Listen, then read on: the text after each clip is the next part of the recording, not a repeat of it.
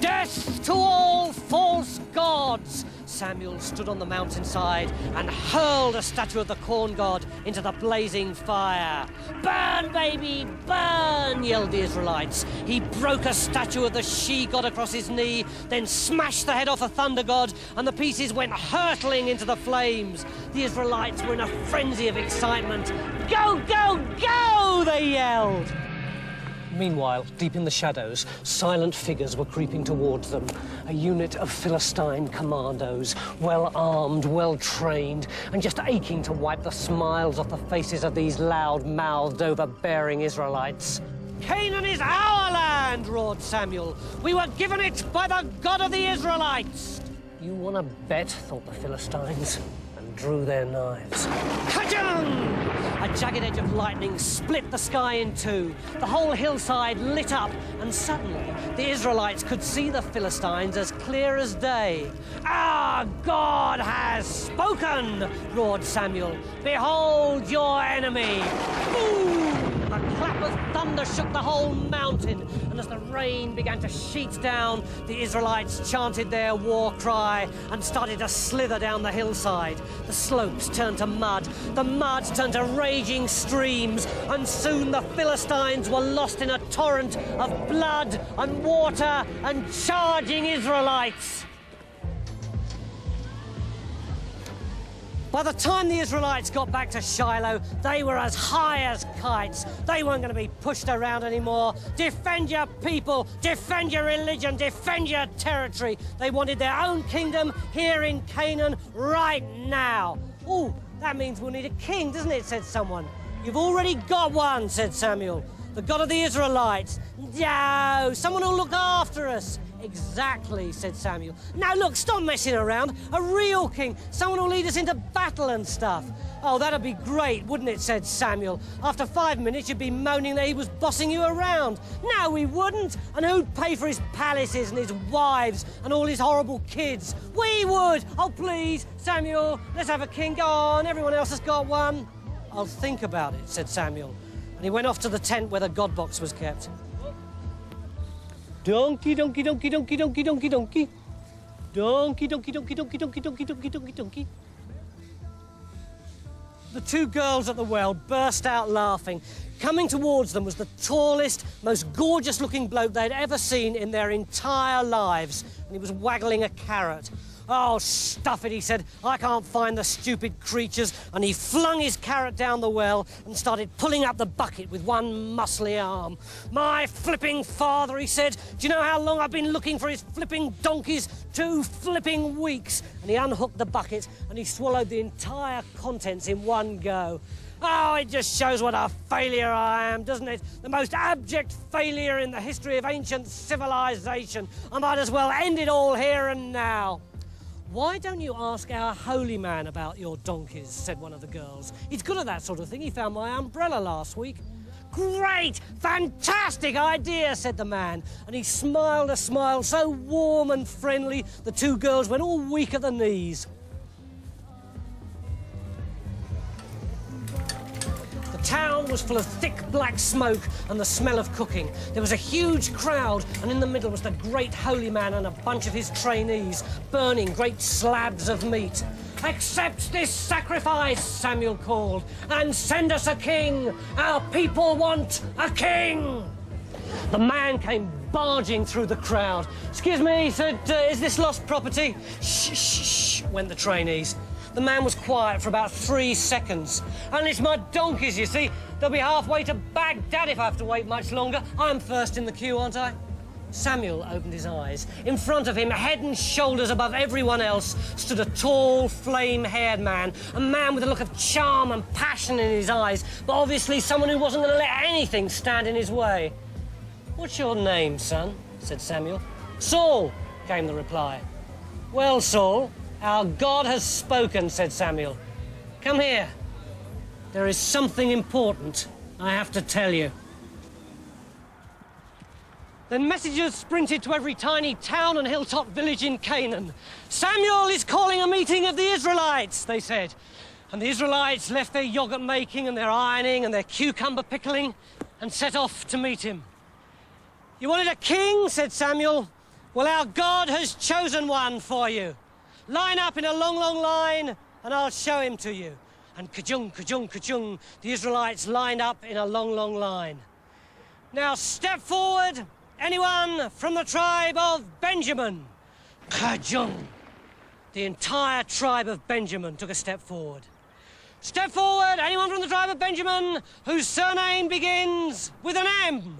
Ka-chung. About 500 people took a step forward.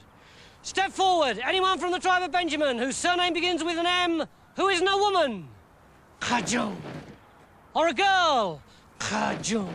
By now, there were just 20 blokes taking steps forward. Step forward, anyone from the tribe of Benjamin whose surname begins with M, who isn't a woman or a girl, and whose father's name is Kish. Ta-da! 3 blokes took a step forward.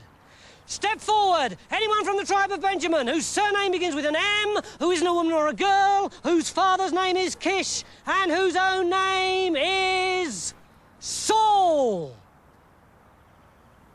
Nobody took a step forward. Where's Saul? Said Samuel. He's gone away, said a voice from behind a camel. You're not hiding, are you? Said Samuel. You're not scared of the responsibility? No, no, said Saul. Absolutely not. I was just milking this camel, actually. Good, said Samuel.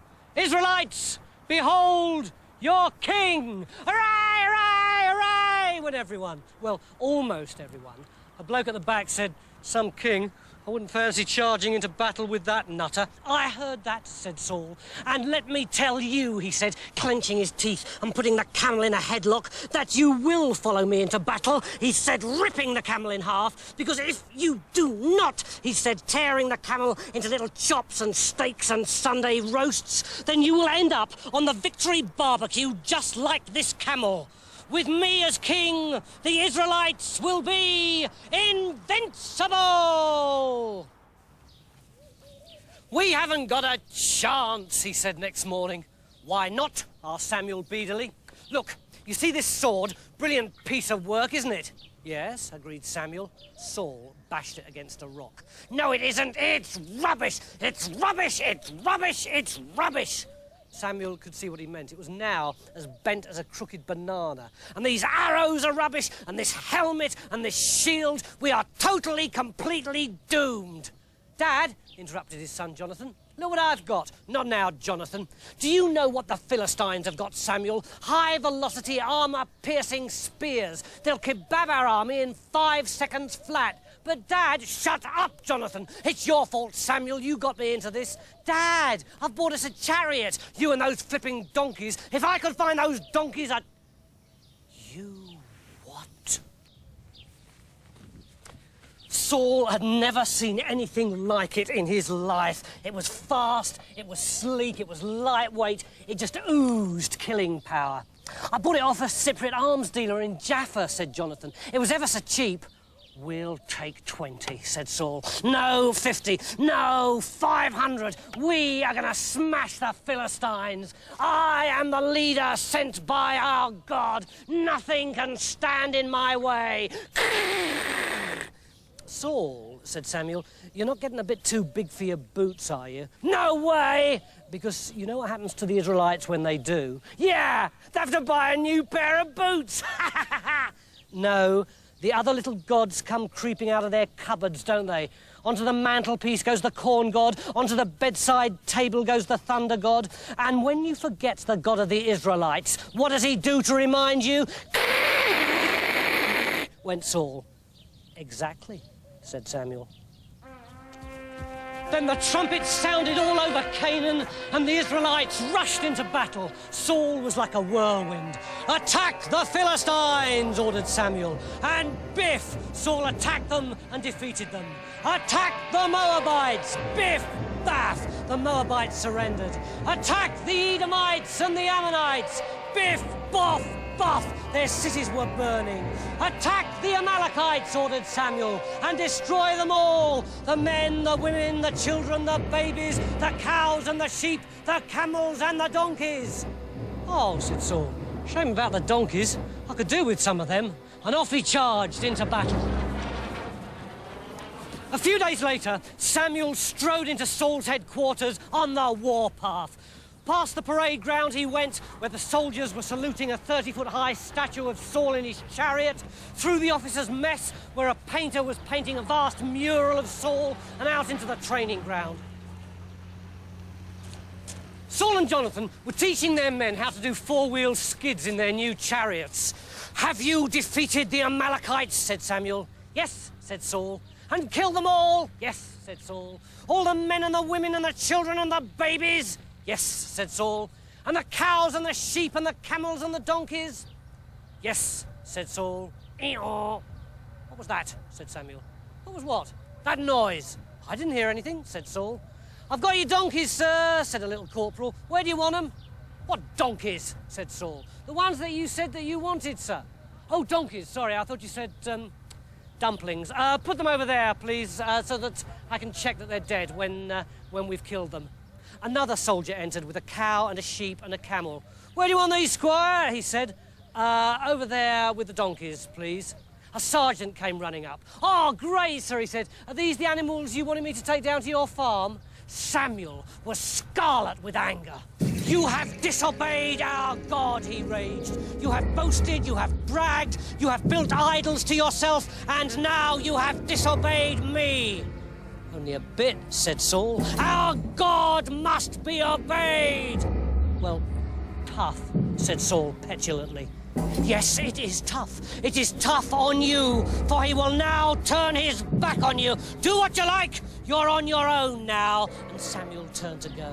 All the colour drained from Saul's face. "No, please, don't say that," he said. "I'm sorry. Forgive me." And he dropped to the ground and he grovelled in the dust. "We will never meet again as long as I live," said Samuel. Saul clutched at his cloak. "No, I'm sorry. Forgive me, please. I'm your friend and you're mine," wailed Saul. But Samuel just kept on going. There was a ripping sound, and now Saul wasn't holding the cloak anymore. He was only holding a tiny torn piece of cloak. Samuel had walked out of his life forever.